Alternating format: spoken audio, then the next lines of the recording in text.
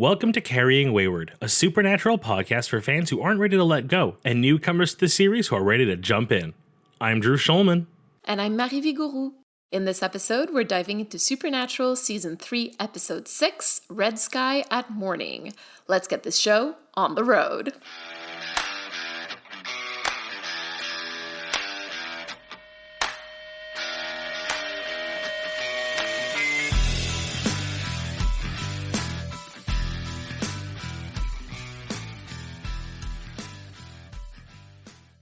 Hi everyone.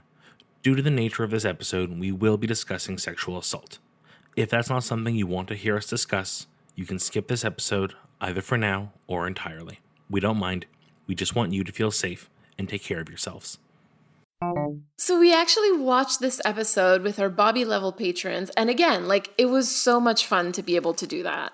The only difficult part of watching this live with our fans and our listeners is that I have trouble following the episode. I have to actively stop myself from reading the chat and talking to make sure I fully absorb everything. This is the first one that legitimately took a second watch through for me.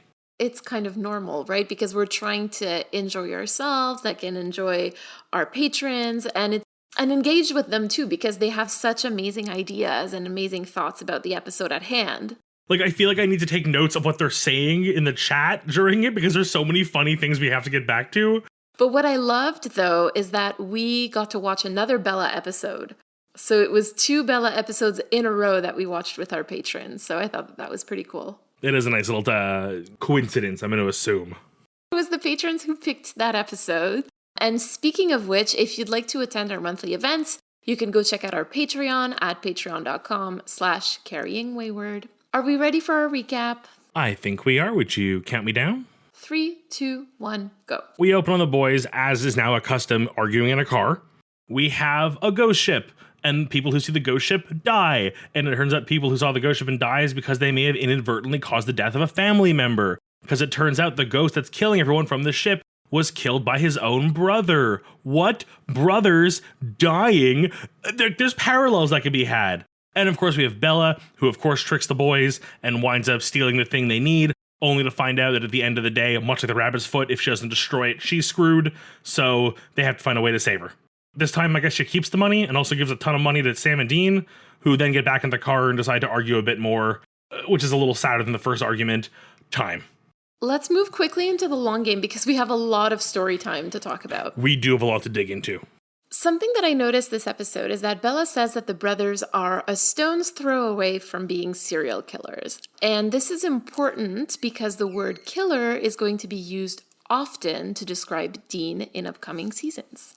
I get this vibe. I don't like it. I know it'll be an interesting story beat when they do it. At least I hope it'll be interesting. It also is just a really scary point because when you think about it, you look at her. Like I said last time, I love the idea of Bella living in this world, not being a hunter, being something else in a world where she understands the supernatural. So to have people who are in this world who purely are there to hunt does kind of give up a killery vibe. We'll be able to explore that a little bit in future seasons. But for now, we find out that Bella had a hand in the death of a family member, and this is very, very important information for later this season. And what I'd like us to remember is that when Sam asks her what she did, she replies, "You wouldn't understand. No one did." This is every red light going off of I need to know now what this is because it's going to be heart-wrenching and amazing and a great story. And I'm really excited to get there. Or it'll be incredibly depressing. Who am I kidding? I know which one it'll be. Let's carry on. Sam is again the one to perform the magic spell to break the curse of the ship, so that is notable. And we have the first iteration of brothers killing each other, and the very first mention of Cain and Abel. I'm just going to say now, I have very little knowledge of the Cain and Abel story. I think I have an incredibly baseline, one-word synopsis for it, and I'm purposely keeping myself in the dark on that for this. What's interesting about the Cain and Abel story, as used in Supernatural, is that they take a lot of liberty when it comes to it. Let's just put it that way. With all that, shall we hop into story time? Like you mentioned in your recap, this week again, we find the brothers on the road in the Impala arguing. And this week again, we can see that John is shining through Dean's words to Sam. What's new this week, though, is that Sam seems to be taking on a very Dean-like attitude. Up until now, if you were to tell me there is a scene where one brother confronts the other about shooting a demon unnecessarily, it would be Sam talking to Dean, clearly, because who else would go a little gun happy? It would be Dean. So to have Sam be the one who did it and Dean calling him out and Sam kind of like playing coy almost, like a bit of Dean's sarcasm there too, it felt really weird. And then to have Dean kind of revert to John a little bit, it just felt like a weird, like everyone's moving down the chain one seat. Like you said, it's exactly that. You've got Dean acting like John and Sam acting like Dean, and it just doesn't feel like a really good setup for good things to happen. Not at all. Well, let's wait and see what happens in this episode anyway. On the bright side, they managed to move a little bit past it at the very least, because when Sam sees Dean hyperventilating over the Impala getting towed, he runs to him to make sure he's okay. The one thing we've learned about these two is no matter how bad shit gets, their brotherly connection will always kind of come to the top. We've seen this as far back as, I still say one of my favorite episodes is Scarecrow. That is a very clear indication of like, no, my brother needs me. I'm going to go out of the way to help him, even though I am trying to make my own path. This is very much that. Even if it's something that I know to Dean is life and death, but to most other people is just, it's a towed car, we can deal with this. It shows that Sam really does care for Dean at the most base instinct level. I really appreciate what you just said. I want to pick up on something that you said, that, it's just a towed car, we can deal with that. Because it's truly played for laughs, right, in the episode. But the reality for the brothers, to me, is a little bit different, because they quite literally live out of that car. Everything they own is in that car. So losing it isn't really as funny as it's made out to be. I'd be devastated if I lost my home, and I think that this is what Dean is going through in that moment. And I think that it's lovely to see Sam there for him. I know that the discussion has been brought up in different media around our podcast and our listeners and our viewership, that there is some reading of Dean as being part of the autism spectrum. I've worked with children with different disabilities in the past, whether through my past jobs and through summer camps. There is often a connection to physical things that is so much stronger there. I am not a medical professional. I'm not a psychologist. I'm not going to start spewing why or how, but it is something that has been observed. And a lot of times when I work with people who do work more closely with children like this, they explain why there is a connection to physical objects like this. I think reading into Dean in that same way and seeing how it's not just like pissed off, it's actively an anxiety attack that he's going through in that moment. It's just a little bit more than just like, oh, dude, where, like I was waiting for a dude, where's my car joke. And then we have like actual hyperventilating, the bending over, the head between the knees, like he was a minute from lying on the ground in the fetal position, like unable to cope. Thank you so much for bringing that up. It's definitely not something that I had thought about before, but it works. I think it fits. It fits really nicely. If we move on to the next scene with Bella, because this episode is very Bella-centric, Dean is asking her, what made you like this? Did Daddy not give you enough hugs? I'm sorry. But with Dean's upbringing, why does he go there? Because Bella immediately picks up on it and she calls him out. She tells him, I don't know, did your daddy give you enough? And Drew, in that moment, on your second rewatch, I don't know how you felt on that second rewatch, but you can just see the pain on Dean's face in that moment.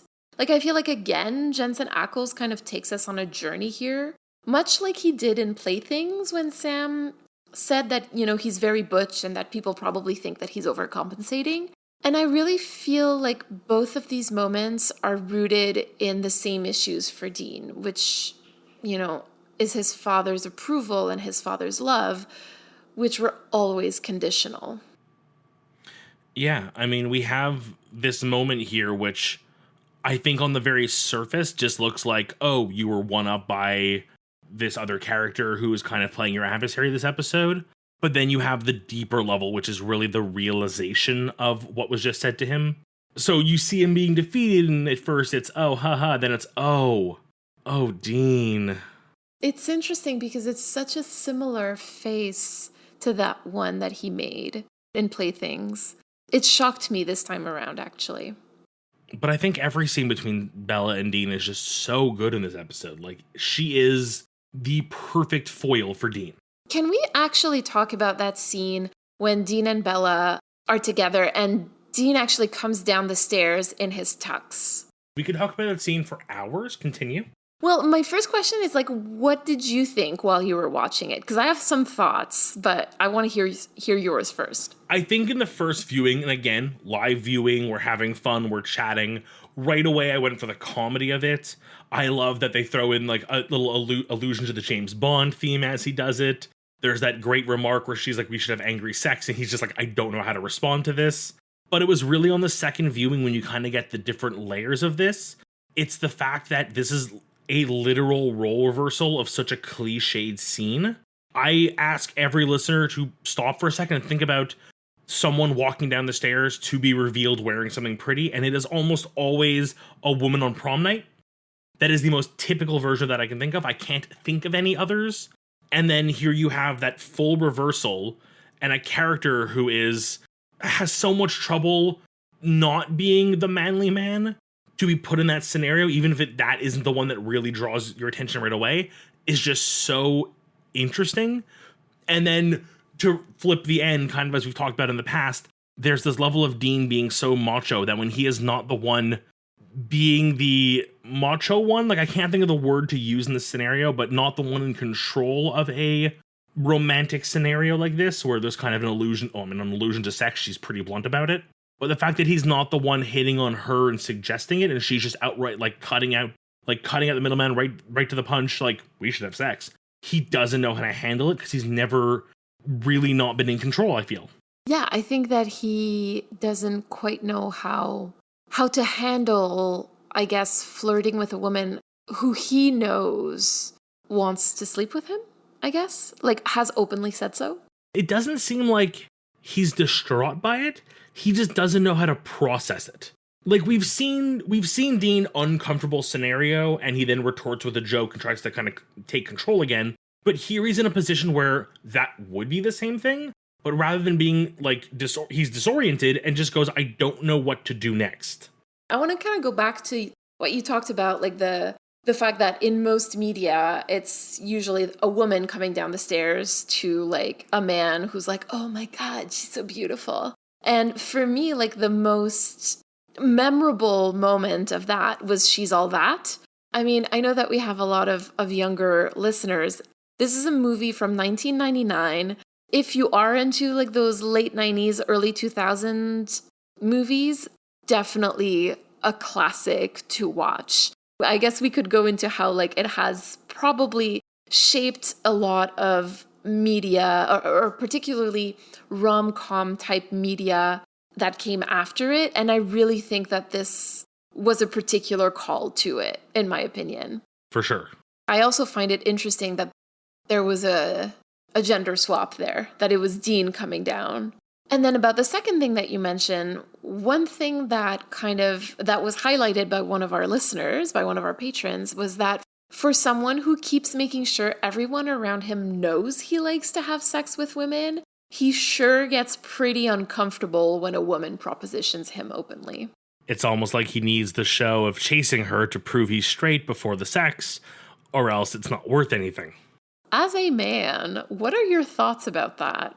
I think it's also just a commentary on like modern male-female tradition. Like the show does tend to play towards a lot of those traditions. And this is very clearly one of those traditions being broken. So often we are taught in media that as a guy, you're the one doing the flirting and picking up the girl and taking her home and propositioning sex. There's even movies today that still play off the whole like that still play off women asking men for sex or being outright, horny is like, whoa, that's wild and crazy. But like, I'm sorry, it's normal and human in nature, and this is just as human and normal, but it's just a matter of Dean, who was raised off of the manly man, TVs and movies of his childhood. This is foreign territory to him. This is foreign territory to most people, because unfortunately, even women I know who have admitted to me, like, hey, I'd like to just go out tonight, meet a dude, and have fun, they don't feel like they can for so many reasons. a lot of it too is just that media has taught us that women don't do that. Something that I find interesting with that idea of subverting expectations of gender role is that a little later there's a moment where Dean is trying to like answer to Bella by like sparring with her basically, and she replies very Oscar Wilde, "I'm sorry, but she could have picked any writer, literally any writer. And yet she picked the one who was famously tried and convicted for having sex with another man."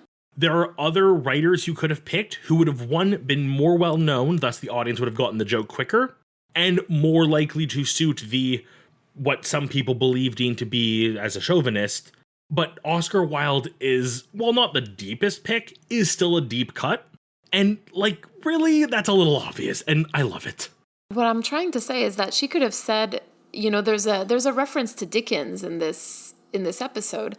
It could have been anybody, but no, let's pick the one writer that we know for sure had an affair with a man. It's one of those things that kind of like makes my blood boil a little bit, like more on a critical side, because, again, if you believe what the cast and crew has been telling us for years, there was no one trying to hint that Dean was queer. Yet we have references to Oscar Wilde right there in season 3. So I have issues. Then as we find out that Bella saw the ship and that she needs help from the boys, I really find Dean's reactions to be like his chain of reactions, like his spectrum of reaction, to be really fascinating, because I loved how soft his voice got when he hears her say that like she saw the ship and he goes, "You what?" Like, it's just so soft. And then he moves on to telling her that it's her own damn fault and they won't be helping her. And then she ends up telling them that, she'll just do what she's always done and she will deal with it herself. And then when she says that, I just saw Dean's own hyper-independence there. So I guess, because you've been talking about Bella being a foil for Dean, so I have a question for you. Do you think that Dean and Bella argue because they're too different or because they're too similar? Too similar? They're very, very similar. They do have their differences, but I think on a very surface level, they have a lot in common. Then there's like a layer where they differ, which I guess you would call like the deeper layer, but on the deepest level, they are also very similar. So to give like a brief example of each, I don't want to sit here for too long. On the surface, they are both very open about the way their humor works, the way they make fun of each other, the way they kind of like to belittle someone else. The way I would almost say chauvinism in a way, in the way they're both kind of just open about what they want and who they want. On the deeper level, there is the difference of like, we're doing a good thing, we're helping the world, versus Bella, who's just being greedy and wants money. Where Bella's like, no, I'm just trying to survive in a crazy world. You guys are out there killing for the sake of killing. So there's the different in beliefs. But then on the deepest level, they are two incredibly independent, and while self-centered, they still have a soft spot. Like, you look at the way Bella is, scamming everyone out of their money, but she still like kept connections with people. And there's like that, like kind of like a weird, there's like a bit of heart to her that I feel like we're going to learn more about. And I feel like as we learn more about Bella, we're going to see her tie more into like Dean's core. I like that perspective. I really do. I have a slightly different one, but that doesn't quite contradict what you're saying. I think that they're damaged in the same way. Thank you. That is a lot better of what I was trying to get across. I think you're right. That's what I was looking for. We don't know yet the things that Bella has been through. The fact that their traumas are manifesting in the same way, I think is very telling. And, even later he tells her that she's so damaged, and she replies that it takes one to know one. Which is such an amazingly deep version of what you were trying to say. Like, you're right, that really gets the point. But also in the most childish way, which is so very both of them. Well, because they're both emotionally stunted in their own way. Okay, before we move on to critical time, I want to quickly go over the last moment of the episode where Sam and Dean are in the Impala. Actually, you know what? Maybe let's talk about how we first saw it completely differently during the live watch. How about you start by telling us how you understood that moment and who you empathized with the most? Right, so here we have Sam and Dean having an argument where it really kind of starts with Dean opening up. And I know that perspective is that he's kind of opening up very slowly. He's kind of passive in the way he's doing it, but he's at least trying to start a dialogue, which with the right partner, i.e. a brother who loves you, could easily turn into a proper conversation. But Sam just turns around and gets angry at him, which again, through rewatching, I feel that Sam had every right to be mad. But when someone comes to you and is ready to open up, that is not the time to turn around and slap them in the face. So I very much connect to Dean in this moment of being too afraid to come out and say something and then trying to find a way in to get to the core of an issue, but then the other person not being receptive and you just shut down completely. I have some thoughts about the fact that Sam wasn't ready to receive and that Dean was trying. Like, I have some thoughts about that we'll get to later. I just want to explain why I empathized with Sam a lot in this moment. Because as much as I absolutely understand how it feels to be shut down when you're trying to get close to somebody, I just want to mention, because we haven't talked about this yet, but Sam was basically just sexually assaulted by Ms. Case. And this compounded with him feeling like he's completely losing control over his life because Dean is dying and he can't figure out how to prevent it. What set him off was Dean kind of saying that, I see what you're going through. And I really think that Sam disagrees with that.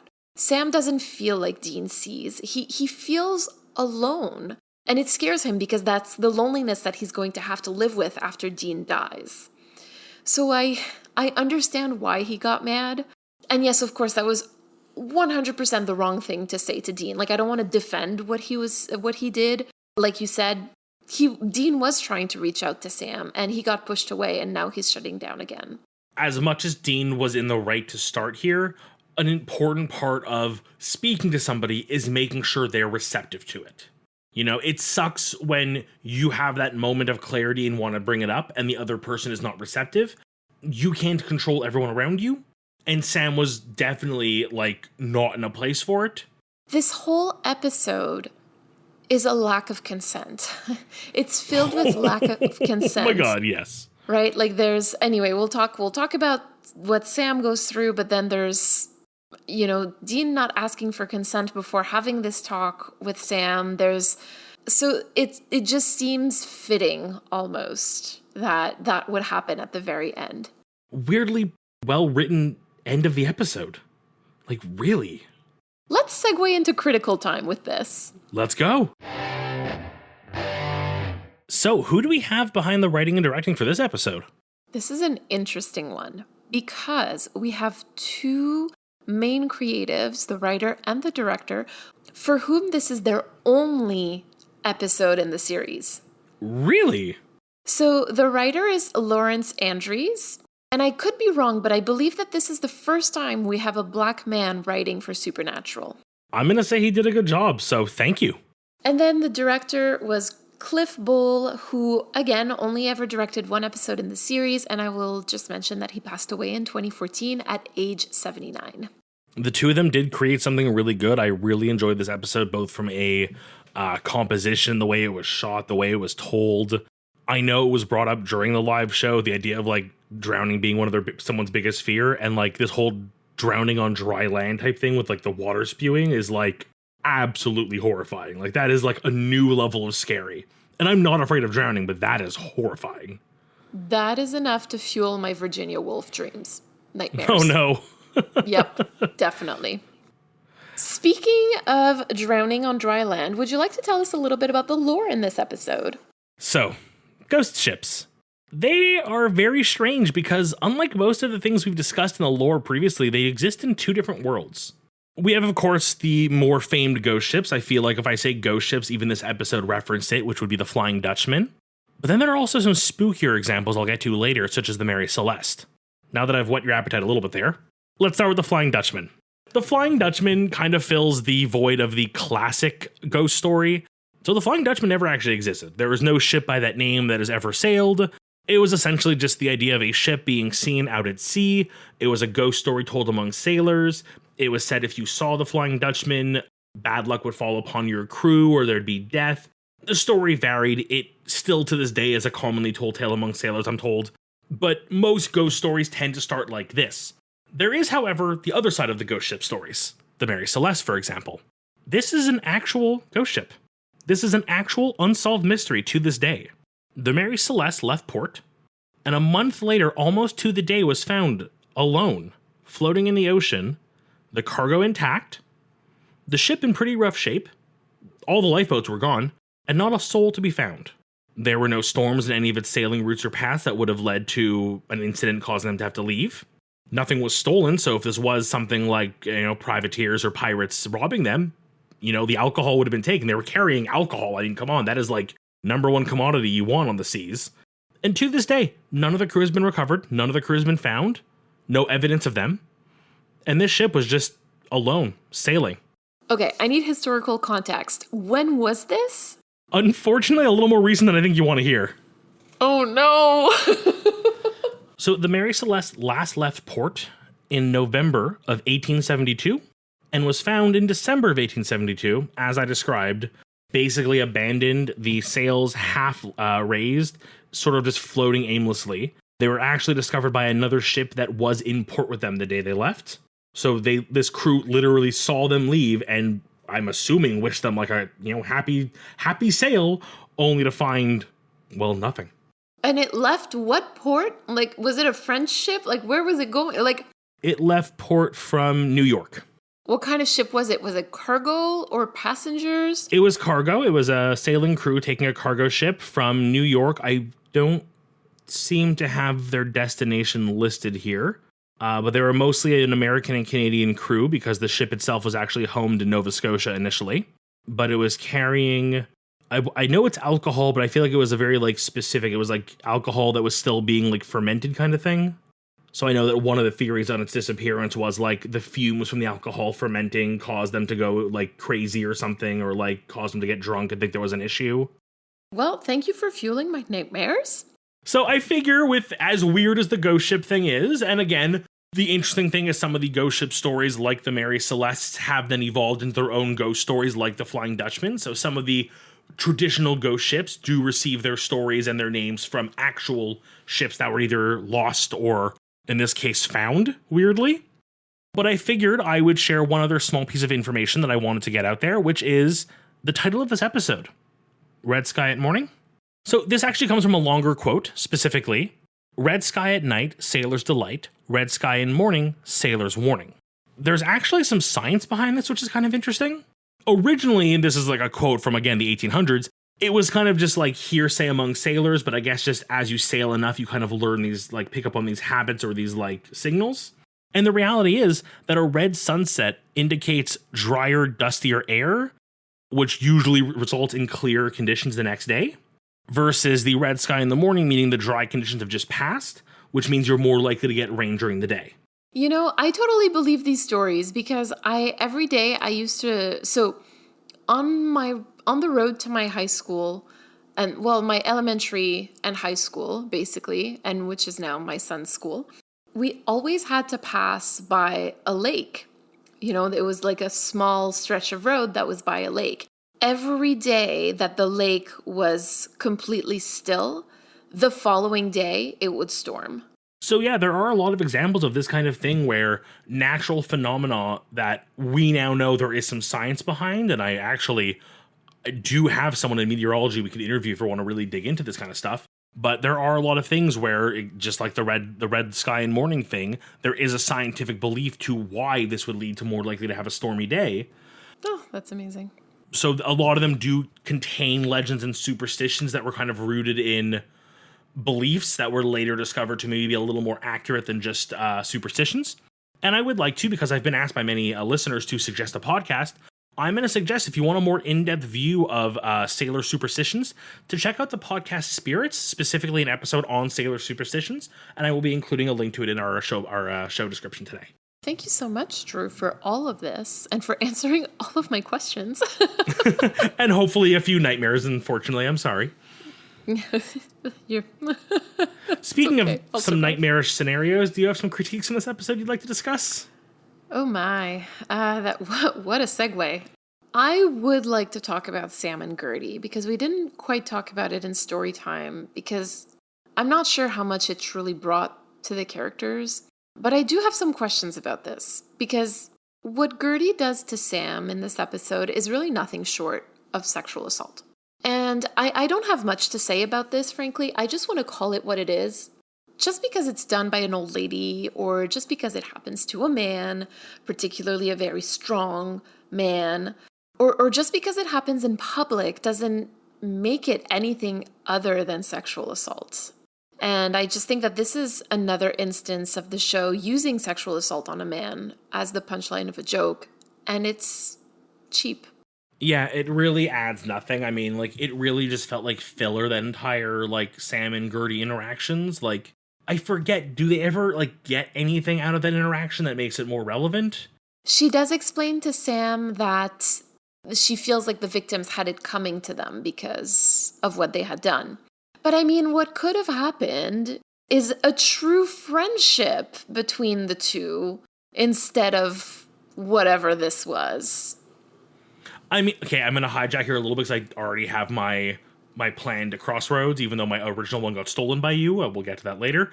But, like, as a tertiary Crossroads, I think I would have loved the illusion of something, like, sketchy going on with Sam and Gertie, and, like, finally have, like, Dean, like, find them alone in a room together, and they're, like, sitting there with, like, a drink each and putting a puzzle together, and Sam's, like, embarrassed because they're making, like, puzzles or knitting or something.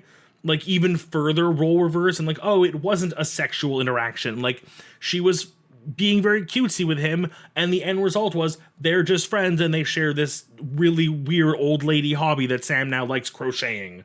It could have been a million times better and funnier and not required sexual assault. The one thing that I will take offense to in what you said is when you called crocheting and knitting an old lady activity. I'm sorry. And we have listeners who literally have come to our live show while crocheting and knitting. I'm a jerk.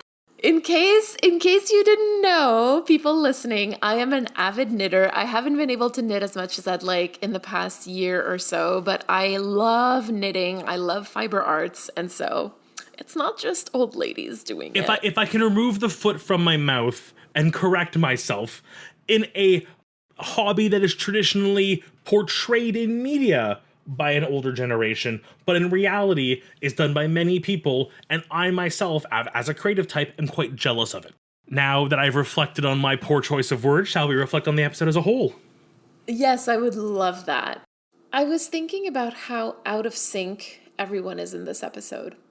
No one is on the same page at the same time. You've got Sam and Dean, Bella and Dean, Sam and Gertie, and even Bella and Gertie.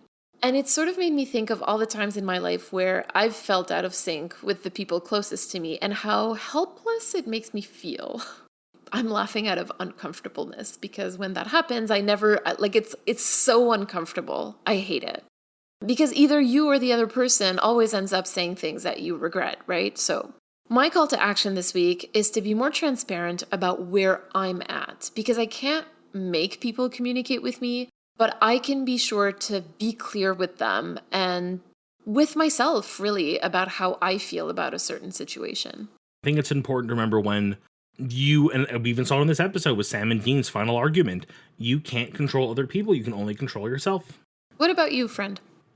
Oh, thank you for asking. So this week, and I realize now I've got a weird theme going with these, and I really wonder what that says about me, but maybe it's the writing of the show more, and we'll discuss that in maybe off air. But I feel like the interactions between Dean and Bella in this episode were very combative. And it felt like a game where Bella won most times, but it was who could get the last word in, who could end with the best zinger.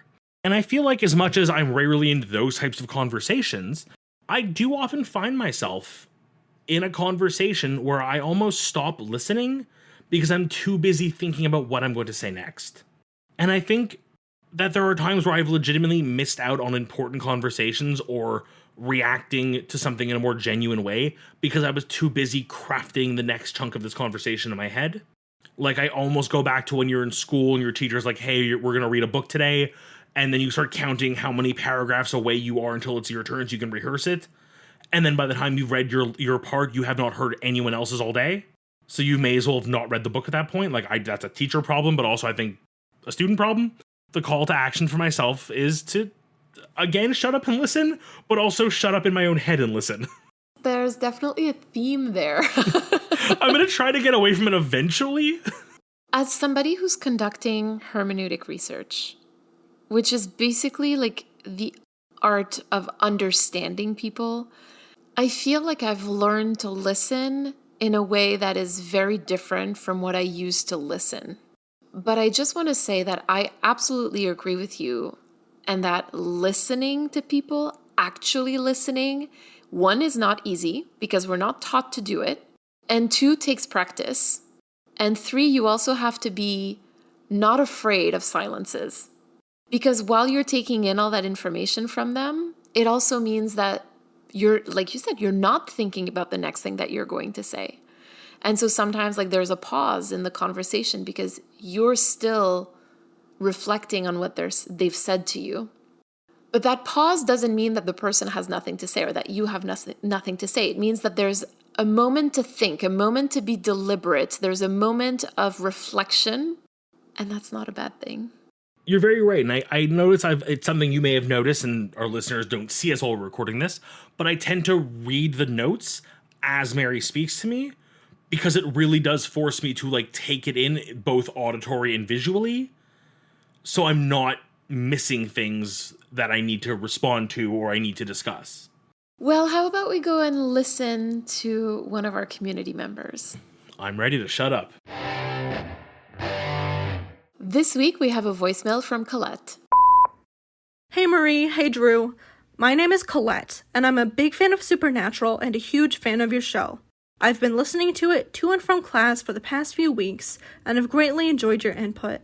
I spend way too much time overanalyzing Supernatural, and I am thrilled to have found your show to assist in that, and to have found a community where I can do so.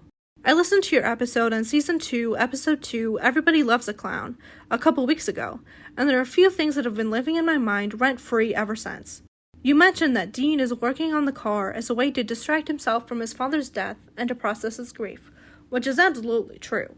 However, I do think it goes much deeper than that.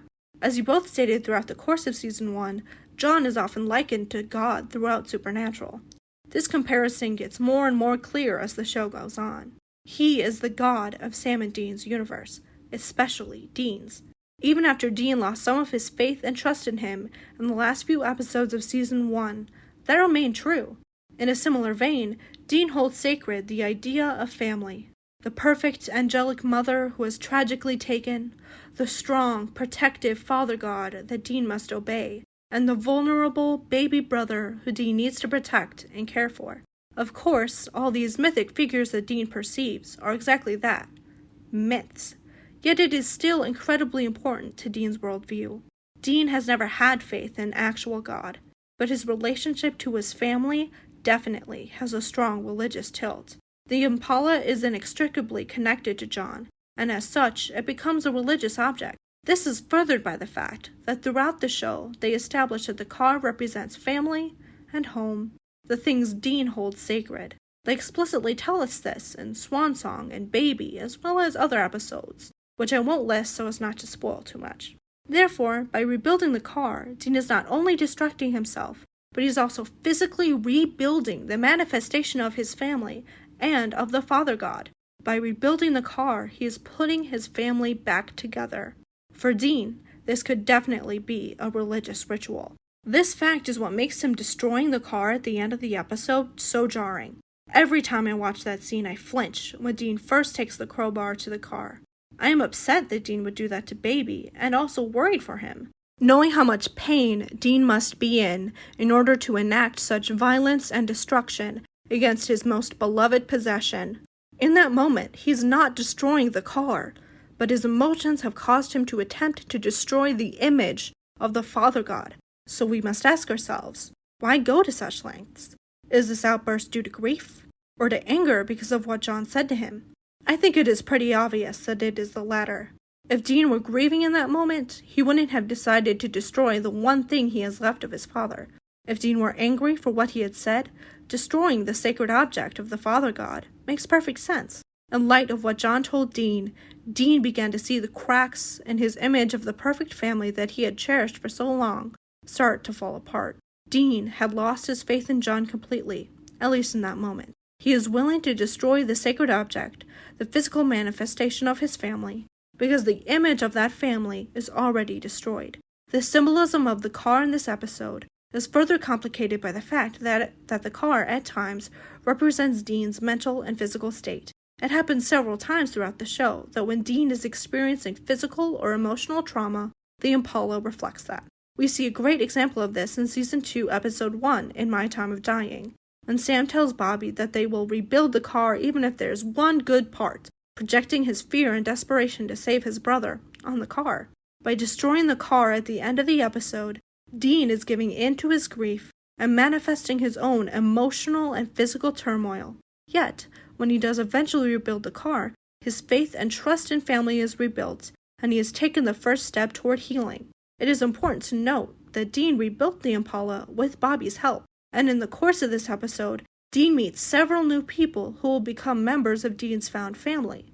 This is taking place in an episode where found family is a strong theme, as exemplified by the Carneys. Perhaps he is not simply rebuilding the discarded image of his blood family, but has rebuilt his perception of family and is moving forward and focusing on his new found family.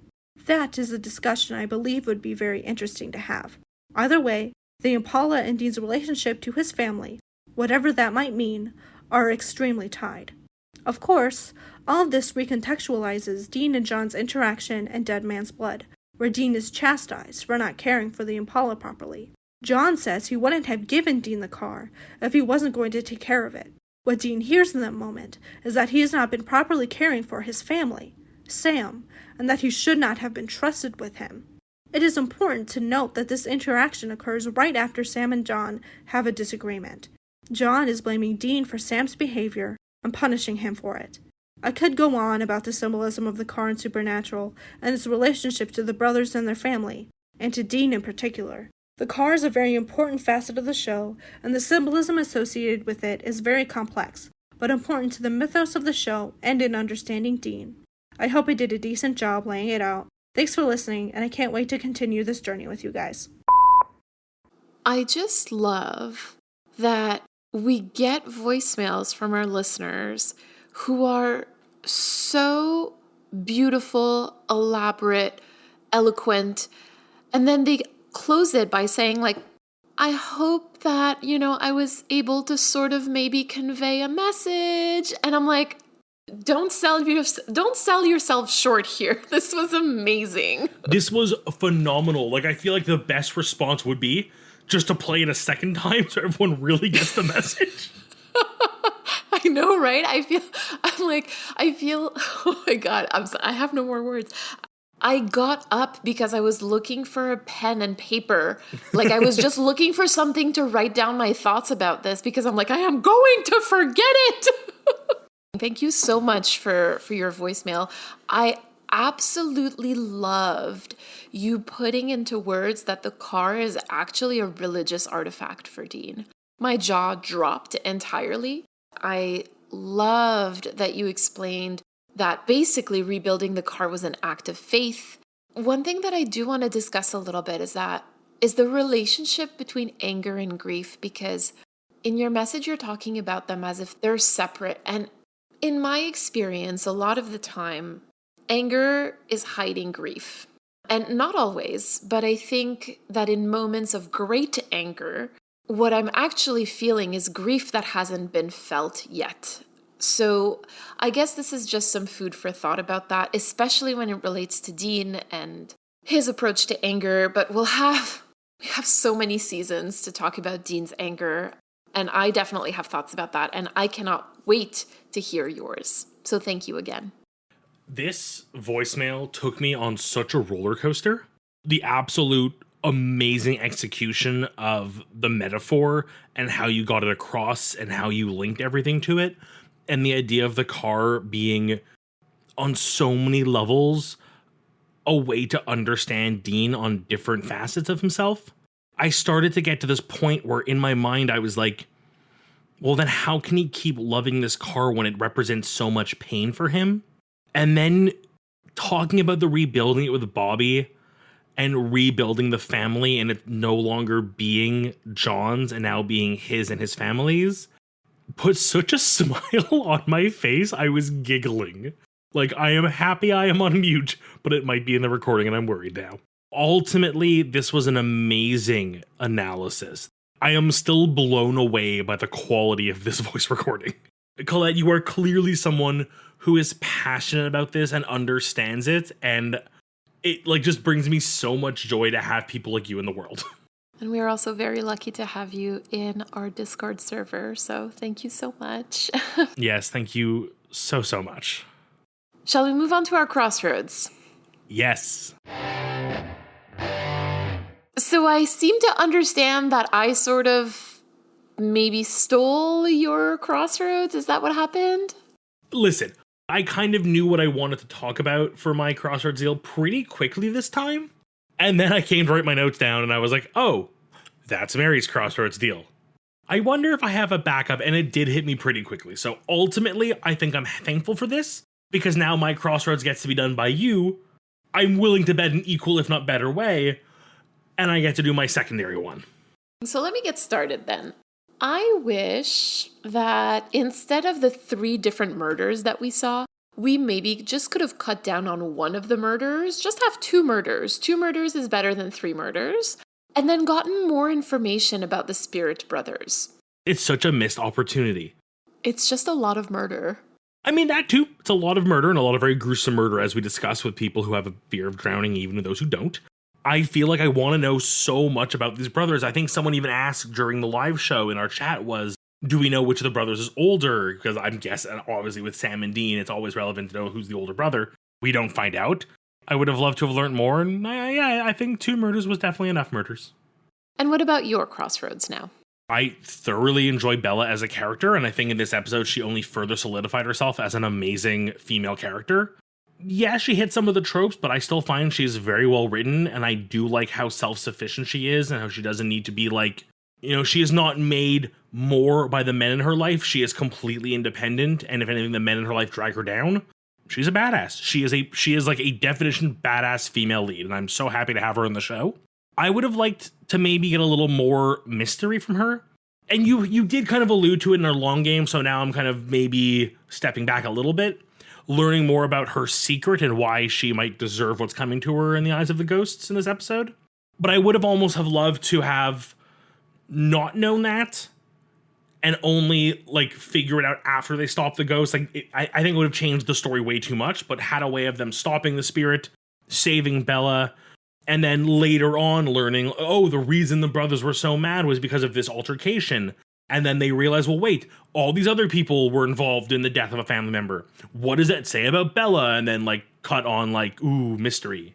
I don't have any great wisdom to offer here because it's season 3 and it's the writer's strike. From a critical point of view, I'm sure there's a lot of reasons why. I think that's the downside of the Crossroads deal is sometimes you can kind of explain away why things had to be a certain way or just were. In a dream world, this would have had a better writing team and more writers. Not to say the writers were bad, but it would have had a fuller writing team and would have been able to work normal hours and not be on strike and have gotten to put a little more into the episode. And too many cooks in the kitchen is a bad thing, but in some cases it can result in a better solution. Maybe getting Bella a little more, secret, letting her unfold a little more slowly would help her character. Maybe it wouldn't. We'll never know. We'll never know, unfortunately. All I know is I want more Bella, so when's the next Bella episode?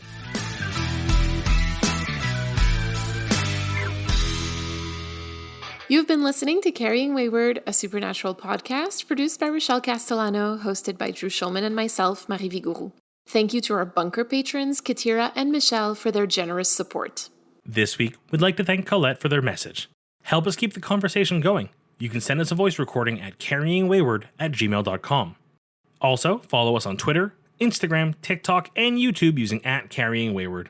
And leave us a rating and review on Apple Podcasts. And don't forget to join our Patreon for perks and extra content. Our January live event will be decided by our patrons. You can use the link in all of our social media bios or go directly to patreon.com/carryingwayward. And until next week, carry on our wayward friends. Mwah, mwah. So with that, let's jump in. Do it. With all that...